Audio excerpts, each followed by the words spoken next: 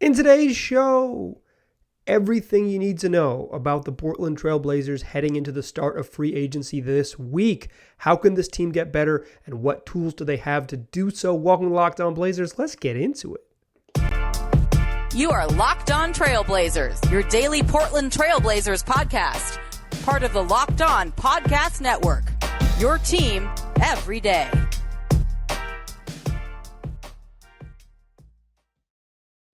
What up, world? It's your past first point guard and Trailblazers reporter, Mike Richmond. You are listening to another episode of Locked On Blazers, part of the Locked On Podcast Network, available wherever you get podcasts and also on YouTube. So why not make this show your first listen every single day? It's coming at you every single weekday, free on every platform where you could possibly find it. Make it a part of your daily routine. Tell your pals to do the same. Then you'll have something to chat about by the time you get to lunch. We got a lot to chat about today, and a lot of arming you with a bunch of information in today's show, so you can go out into the world and be an expert for 2 days until free agency begins. But the conceit of today's show is how can the Trailblazers get better in free agency, and it is essentially a free agency primer. Free agency begins.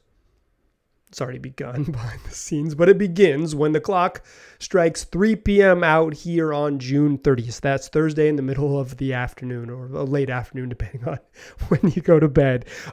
6 Eastern time, but welcome to the West Coast. That's prime time. Prime time for them is 3 Eastern for us. So on June 30th, it's go time. Free agency begins. Sort of. It's actually the beginning of the moratorium period. Teams can agree to deals and agree to signings and agree to many transactions, but no one will put pen to paper until immediately after midnight on July 6th. So you get 6 full days of the moratorium period. It is basically the built-in tampering period. To be clear, teams and agents and players have been discussing free agency and trades and player movement since December. Maybe before that. Many of these things are already hashed out, but the league doesn't want the appearance of that being the case, so they create this moratorium period. The moratorium period is allowed for, agreements, but not contracts to be signed. It allows for negotiating of things like sign and trade, so they don't...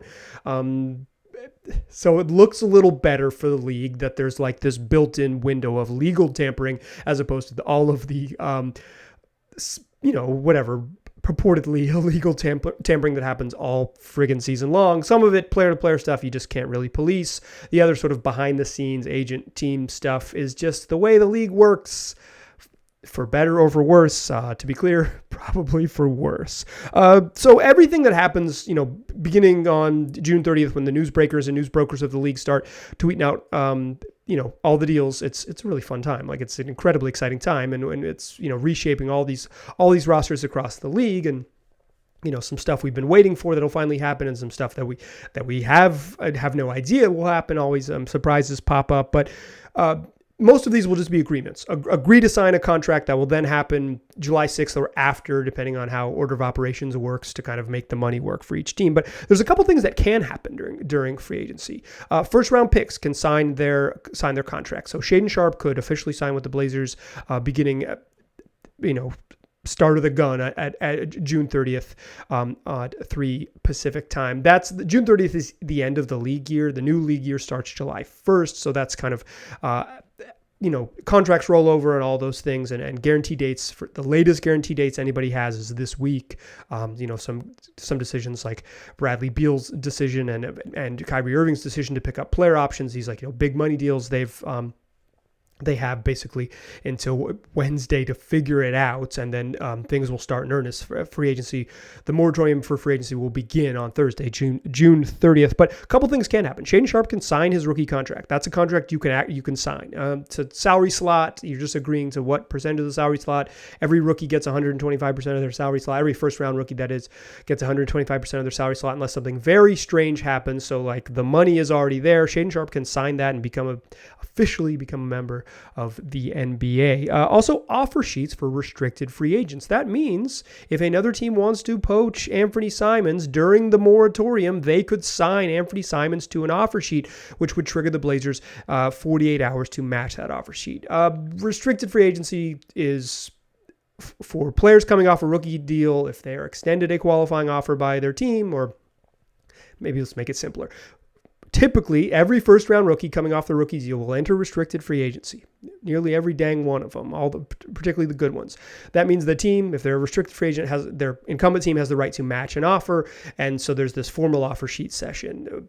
To sign a restricted guy to an offer sheet gives them the team that chance to make that decision, and sort of like triggers the clock going.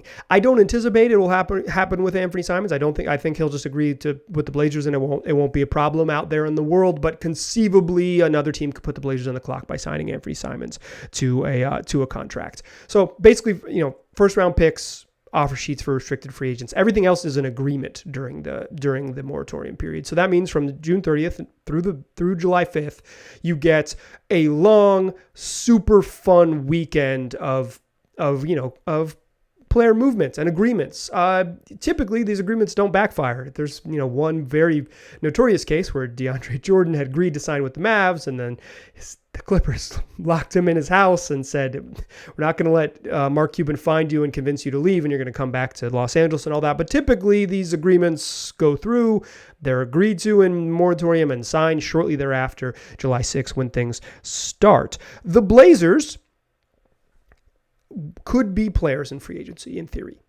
They have a theoretical path to having cap space. And in fact, you may read places where it says that the Blazers have cap space, either, X and X $8 million in cap space, or a path to create $35 million in cap space. And they do. They have that. That's true. They have that. But the Blazers are going to operate as a team without cap space. They're going to operate as a team that is above the salary cap line, but below the luxury tax line.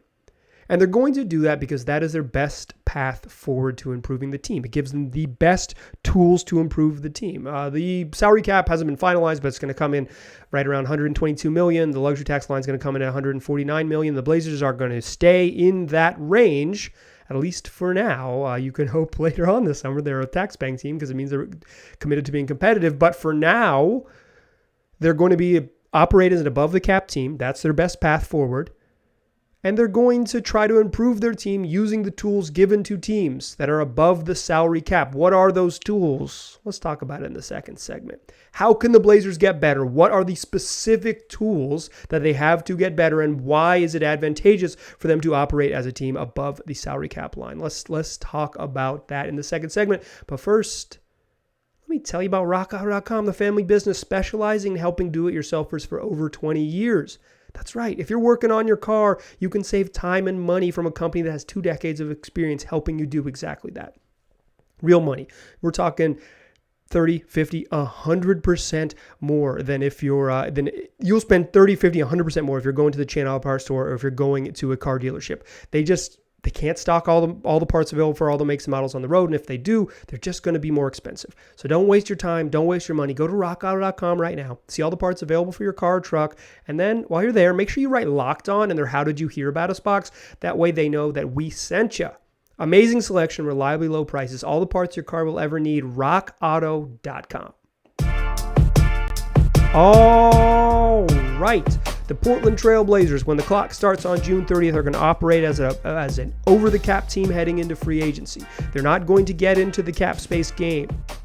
They had some avenues to do that, but things done changed. Here's what changed. One, the Blazers have acquired Jeremy Grant, or agreed to acquire Jeremy Grant. The trade is not official as I'm recording this right now on Monday evening, but they've agreed to acquire Jeremy Grant.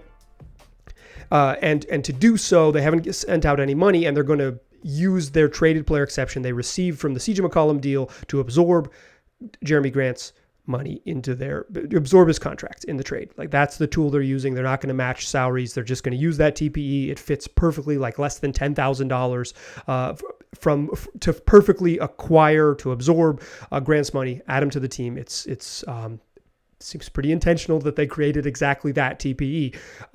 But if you dip below if you become a cap team, like if you operate as a below the cap team at any point, you lose those exceptions. The Blazers aren't going to do that. As soon as they traded for Jeremy Grant, that was out the window. There's no reason or no path for them to be a team that operates below the cap. Also, they let Josh Hart's contract guarantee. One of the few ways that they were going to create real cap space was, conceivably waive use of Nurkic and Josh Hart and create $35 million and chase a Brad Beal or a Zach LaVine. That always seemed crazy. There was no reason for them to do that, but that path is now off the table. They are not going to be players in free agency in that manner. It doesn't mean that they can't sign players. It just means they won't use salary cap money to do so or cap space to do so. They aren't going to create meaningful cap space. They aren't going to create any cap space. So they're not going to use cap space to sign players. So you might ask, Michael, what the heck? And you call me Michael because you're formal. You're like my grandma or something. My grandma's always curious about the taxpayer mid-level exception. And you'll say, Michael, how are they going to sign someone without cap space? And I'll tell you, the main tools they have are the mid-level exception, non-taxpayer mid-level exception, which is a contract starting at $10.3 million that can be up to 4 years with 5% raises. So you're talking like a 4 for 44 type contract. That's the largest contract. That's the full MLE. If you hand that out, that's the Blazers tool that they have. They also have something that's called the biannual exception, which is exactly what it sounds like, something you can use every other year. But if you use the biannual exception, you'll be hard capped. And hard capped means that you cannot, for any reason, go over $155 million in salary over the season. I don't think the Blazers will hard cap themselves. Seems very, very unlikely that they would choose to hard cap themselves. So they probably won't use the BAE. So you're talking about the mid-level exception. The mid-level exception, like I said, that $10 million contract, that's year one. It can be a multi-year deal. If you use all of it, if you use the full MLE, you are also hard capped. So look for the Blazers to use most, if you're rooting for them. If you're rooting for them to be as competitive as possible, most of the MLE. You might be asking, Mike, because now we're friends, because you explained this part to you, so now we're a little more informal. And you're saying, Mike, who are some MLE targets? Who are some mid-level targets? Because I know that's heading into Thursday. Who can they get is on the top of your mind, and I'll tell you who they can get. The names are pretty obvious. It's names that everybody's going to be after, and that's one of the problems. It's if they're looking for forward upgrades, it's guys like Kyle Anderson from Memphis. It's Otto Porter Jr., who's going to be leaving Golden State. TJ Warren, who's missed chunks of 2 seasons, basically all of 2 seasons, potentially leaving the Indiana Pacers. It's a personal favorite of mine, Thad Young, veteran lefty and one of the all-time very goods. If there was a hall of very good, Thad Young would be at the frickin' front of it. He's been very good for a while. He's the type of guy who, he might not take the full MLE, but some money beyond, you might have to pay for Thad Young services because he's pretty darn good. If you're looking for bigs, because the Blazers, and we'll talk about this more later in the show, the Blazers need bigs. They desperately need to get bigger. So you have the MLE. It's $10.3 million in that first year of the contract. And who could they target with the MLE? Well, it's names like Chris Boucher of Oregon Ducks fame, who's from Montreal and currently playing for the Raptors. Shout out to Montreal.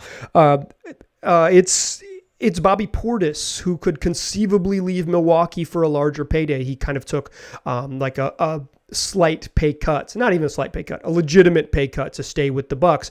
And if he wants to go cash in because your window to cash in, he's probably looking at this summer more MLE money, or maybe MLE roughly money, which would be about double his salary. So it'd be an upgrade for him for sure. $10 million, nothing to scoff at, even if you're making $6 million. Bobby Portis would be a pretty darn good fit here and a really easy and fun player to root for. So you get your Chris Bouchers, you get your Bobby Portises, you could get Mo Bamba. Really curious what Mo Bamba's market is. He is in theory a restricted free agent, but the reporting from John Hollander of The Athletic suggests that it is really unlikely that Bamba re-signs with the Magic or gets a qualifying offer from the Magic, because they just got a logjam of folks right there. They just signed Paolo Banchero. They still have Wendell Carter. Also, Mo Bamba hasn't been very good, so locking in, choosing to pay him long-term money is maybe not their move. But he's 24 years old. He's gigantic. He can shoot a little bit from 3. He is, if nothing else, very big and intriguing. I probably am not as big a Mo Bamba fan as many others out there. Shout out to my man Danny Meringue, but he's mid-level money is probably what you're hunting for if you're hunting for Mo Bamba. And my personal favorite, this guy's climbed up my list after watching I might even categorize myself as like a straight up fan of the Clippers. They're a really fun team to watch this year. I enjoyed the Clippers all season long. And Isaiah Hartenstein he's such a good passer, and he's so big, and he can be physical at his size. Also with Oregon roots, his dad Flo was an Oregon Duck. Like I believe he was born in Eugene. He can play. Again, I don't know. I'm really curious what Mo Bamba's market is because of former high draft pick, only 24-year-olds, and Hartenstein not a high draft pick, but had a really nice season. Permanent monster, Hartenstein, or Hartenstein's monster if you're into it. He's going to get paid. I'm really curious to see what it is. So, those are 8 names for you. Forwards, Kyle Anderson, Otto Porter Jr., TJ Warren, Thad Young. And the big spots, Chris Boucher, Bobby Portis, Mo Bamba, and Isaiah Hartenstein. Here's the thing, and I want to be clear about the thing. The mid-level exception is a tool. It is not a distinct advantage. It is a tool. The Blazers, and they won't do this because this is like a thing that the previous regime would have done, and I don't really want to spend a lot of time talking about what the previous regime might have done, but it's not an advantage. It's a tool they have. But it's a tool that a large portion of the league has, including teams like the Boston Celtics. So if you are the Kyle Andersons of the world and you are choosing the same money, it gets a little dicey. I think the Blazers have to be smart and have to be, you can break up the MLE and use portions of it to sign guys. You don't have to give all $10 million to somebody. You can break it up here and there to give guys more than the minimum or more they would make somewhere else. But it's a tool that many teams in the league are going to have. Teams that are below the tax line and above the salary cap line. That's that non-taxpayer MLE. Portland has some tools, but they're going to be picking from a relatively weak free agent class with pretty specific needs, and that sort of versatile forward role is kind of good. It's good to be Otto Porter Jr. and Kyle Anderson, because that is the position that every team clearly thinks that they need and do need. That's valuable two-way wings, even if they're somewhat limited on one side of the ball. That is absolutely what every team is after, to add a role-type player. And to be clear, mid-level money is for role-type players. You hope guys outperform it, but that's kind of what you're investing in, is a role-type player. Portland probably has one starting spot to offer. So that's another thing working against them, is they don't have a ton of playing time. They don't have a ton of championship proximity. They've got all of the other normal things that Portland is, too wet, too white, too isolated to attract NBA guys. And yet they have $10 million to offer and playing time to be had, and a team that wants to intentionally be competitive. I don't mean to sell it like they have no hope. I was kind of leaning towards no hope. I don't mean that by any means. I don't even think that. I just think that this is a tool that they have that offers them a chance to upgrade the roster, but certainly in a weak free agent field, it doesn't give them a distinct advantage over other places that would have a distinct advantage. Blazers have some other tools. They have 2 traded player exceptions remaining. Another reason you stay you have to stay as an above the cap team is because you keep your exceptions, your mid-level exception and your traded player exceptions. When Portland traded Robert Covington to the Los Angeles Clippers, they created a $6.5 million trade exception. When they traded Nickeil Alexander-Walker, rerouted him from New Orleans to the Utah Jazz, they created a $3.2 million traded player exception, or trade exception, I think is maybe the more accurate way to describe those. But how those works, how TPEs work is, you can absorb one player into using that TPE. It can't be combined. They can't combine them together. They can't be added to a trade to make the math work. It cannot be aggregated with anything else. They can be used on their own separately to absorb someone making less than $6.5 million or less than 3.2. You don't have to use all of it. So if you get someone making $5 million, you can absorb them in there as well. But the TPEs work as standalone, absorb one contract type of item. Portland will have those as trade tools. They'll have, if they're not active in free agent market using the MLE, and some veteran minimum deals, the TPEs will be how they're active in the offseason. I wouldn't expect them to use both of the TPEs. The roster's a little crowded. We'll talk about that in the third segment. And also just in general, smaller traded player exceptions don't get used very often. The super large ones, like the one Boston created for in the Gordon Hayward trade a couple years ago, and the one the Blazers created in the CJ McCollum trade, those are more valuable because you can actually get big good and expensive players back. If you have one that's north of $20 million, it's much more easy to use. These smaller ones are not typically not used as often because it doesn't offer the team like that salary relief they might specifically be after, and they'd rather have something back that isn't just you absorbing money. But we'll see. Portland has, they'll have a year to use those until the next trade deadline, and then they'll just be a tool on the tool belt. When free agency begins, I expect the Blazers to reach an agreement with two of their they're two big free agents. They've got other ones, but they're two big free agents that have sort of been long-eyed to be here. They're going to sign Anthony Simons and Jusuf Nurkic early in free agency. Reach an agreement. I wouldn't be surprised if it's, 10 minutes into free agency or whatever it might be. Let's talk about adding Ant back to this roster and where that leaves the Blazers, what they'll be looking like when it's July 1st and they're still out to improve this roster. That's what we'll do in the third segment. But first, let me tell you about Bet Online, the fastest and easiest way to bet on all of your sports action. They got more lines, more props, more odds than ever before, and it's everything. The NHL's done and the NBA's done, but summer sports here rolling along for you every single day.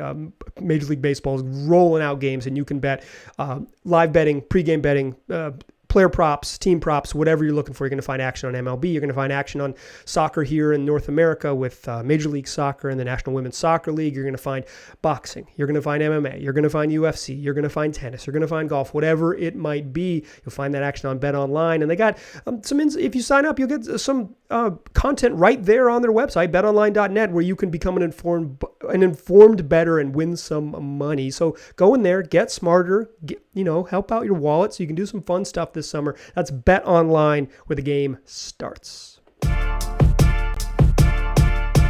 Still a pass first point guard. I'm still Mike Richmond, and you are still listening to Locked On Blazers. When free agency begins on June 30th, this Thursday, Portland is going to reach agreements, I would expect, pretty quickly, unless something crazy happens with Anthony Simons and Jusuf Nurkic. This has always been the way this was heading. When the Blazers decided to shut down their players at the All-Star break, whether they were real injuries or fake, I'll let you choose that one. Choose your own adventure on that one. But whether these were serious 25-game missing injuries or the type of moves you make when you're aggressively tanking to chase a draft pick, whatever it might be, it would always seemed, if you're shutting these guys down, particularly Jusuf Nurkic, that you had some sort of wink-wink handshake backdoor deal that you will be part of our future plans, particularly for Nurk, someone who durability and longevity has been a big bugaboo for him. It's hard for me to imagine a scenario where Jusuf Nurkic doesn't try to play through an injury to prove, while he's playing fantastic basketball, to prove that he's just capable of playing a whole bunch of games entering his free agent year. Hard for me to imagine a scenario where that didn't happen. I've had it on pretty good authority that Nurk was capable of playing many of those games. And because he didn't, it suggests that the Blazers had some sort of agreement for him to be back on the team. And when the Blazers went the route they did, trading for Jeremy Grant, using that traded player exception, not going the route where they were going to create a max salary slot, which always, if you listen to this podcast, always seemed like a long shot. When they chose not to do that, the most reasonable move for them is to bring back Jusuf Nurkic. I imagine he signs a 3 or 4 year, multi-year, 3 or 4 year contract and gets a payday. I think he'll get a little bit of a pay raise. He's making $12 million each of the last 4 years. I imagine he'll be in that 15 to 17 range. Jusuf Nurkic, an above average center in the league. And when he's healthy and locked in, a really, really good defensive player. One of the great drive deterrers in the game. Not much of a shot blocker, not a big vertical presence, but a huge dude that people don't want to drive at. And the numbers bear that out. Just like drives to the rim per game with Nurk on the court are down. That is, you can see it with your eyeballs and you can look up the numbers to back up what you think. Nurk is a deterrent and a very good, straight up very good defensive player.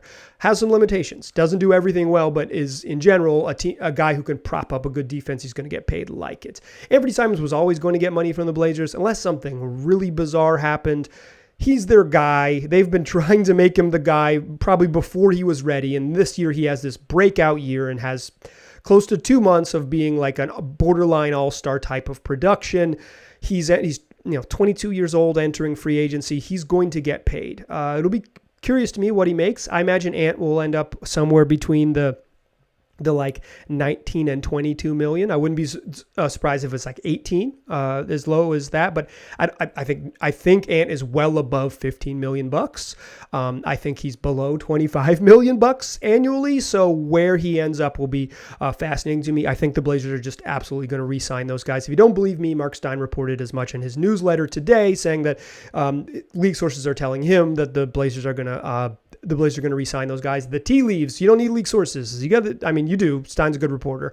But like the tea leaves have always pointed this way. And the Jeremy Grant trade, that decision to go in that route pointed this way as well. So that's going to be the start of free agency. I imagine sometime on June 30th, we will hear the reports that has happened. I think it's going to be a day one type of thing because the Blazers want to like lock it down and then keep it moving because then they got to worry about MLE stuff. They got to worry about if they can make some trades because when you look at this roster, it is not good enough. And then Joe Cronin said as much on draft night. The most interesting thing Joe Cronin said on draft night is we know we are not good enough and we have to get better and we have to add better players to this roster.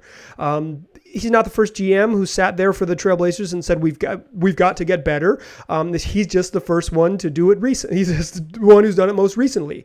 And quite frankly, he has been seemingly someone who has been pretty calculated in his moves so far. Made some moves to kind of tear it down and get some financial flexibility, and then made a move that like fit very snugly into the financial flexibility he created. So if nothing else, you better believe that Joe Cronin's got a plan, but his plan has to involve a trade. Because if you assume that Anthony Simons, Jusuf Nurkic agreed to deals with the Blazers, which is like a 99.9% chance it's going to happen, just based on the reporting of a plugged-in reporter like Stein and based on the sort of basic logic of what has happened with the Trailblazers to this point, that leaves the Blazers with Damian Lillard, Anthony Simons, Josh Hart, Jeremy Grant, and Jusuf Nurkic. To be clear, I do not think they're going to start Josh Hart, but those five, Nazir Little, Justice Winslow, Trendon Watford, Shaedon Sharpe, Greg Brown III, Didi Louzada, and Keon Johnson. Just those guys, that's 12 roster spots.